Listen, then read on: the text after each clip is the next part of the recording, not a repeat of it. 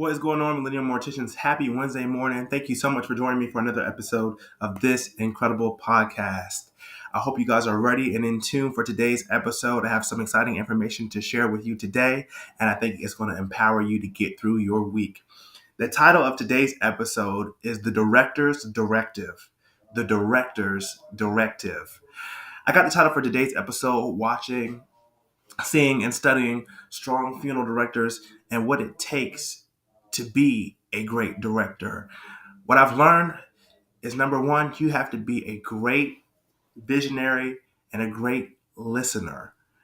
Visionary, what I mean by that is having the skill set, the knowledge of the family, the people we need to speak to and meet with, and being able to determine who the primary person of interest is, um, what are their needs that need to be met, and what can you see as possible outcomes in the future for future needs of that individual. And so being attentive to detail is extremely important when dealing with these families and meeting with them.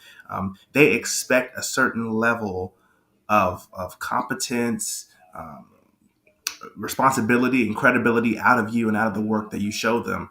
And so being proactive in that and being a step of the family is always extremely important. Being a great listener is also important. There's little things that the family may change from time to time, and it's your job, it's your responsibility to be the listener and to put into effect those changes that the family has requested that they may have wanted. And so as the director, you're the primary point of contact, not just for the family, but for the church and everyone else associated with and in contact with the service. Sometimes during the service, as many of you may know, at the end of a service or at the beginning, it's a little rowdy in the beginning. People are a little discombobulated. And the director's directive is extremely important. You set the pace, the tone, the agenda for how the funeral is going to run, where people need to be, the time that people need to be there. And so you essentially keep order in that service. Your position is valuable. If anyone has any questions, as long as that casket's in your sight, they're going to contact you. They're going to come to you. And even after the services, the family might have further questions about death certificates and other forms of payment if need be. So it's important that when you give a directive, when you give directions, even to your own staff and people around you, make sure you're clear, you're concise, and you're thinking a step ahead of everyone else because things change rapidly and you don't want to fall behind. You want to be equipped. You want to be prepared to be able to handle situations at any point in time.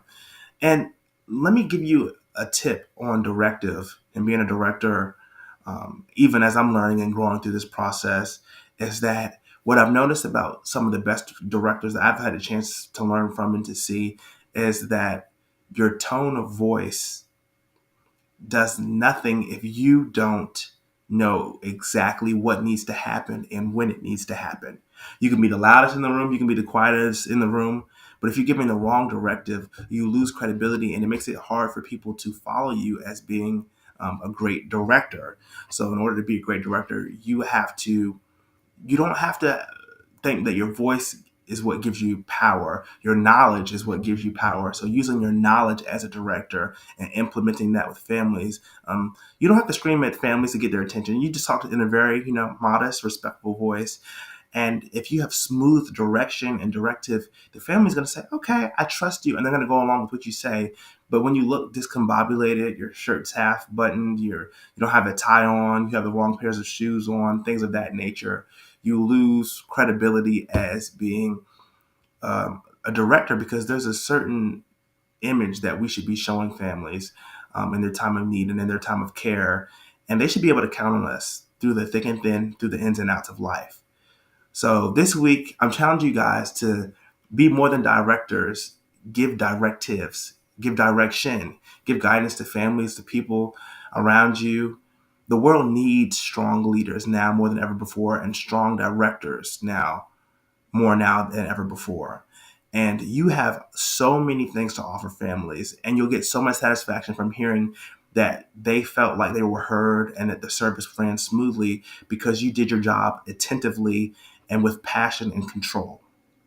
Well, guys, I'm your host, Jaden Folks. This is the Millennial Mortician Podcast, a podcast that engraves.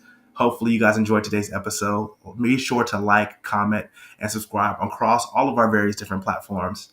Look forward to seeing you guys soon, and stay tuned for our possible future sponsorships. If you guys are out there and you guys want to sponsor the podcast, just send me a message and I'll be glad to respond. Love you guys. Stay safe.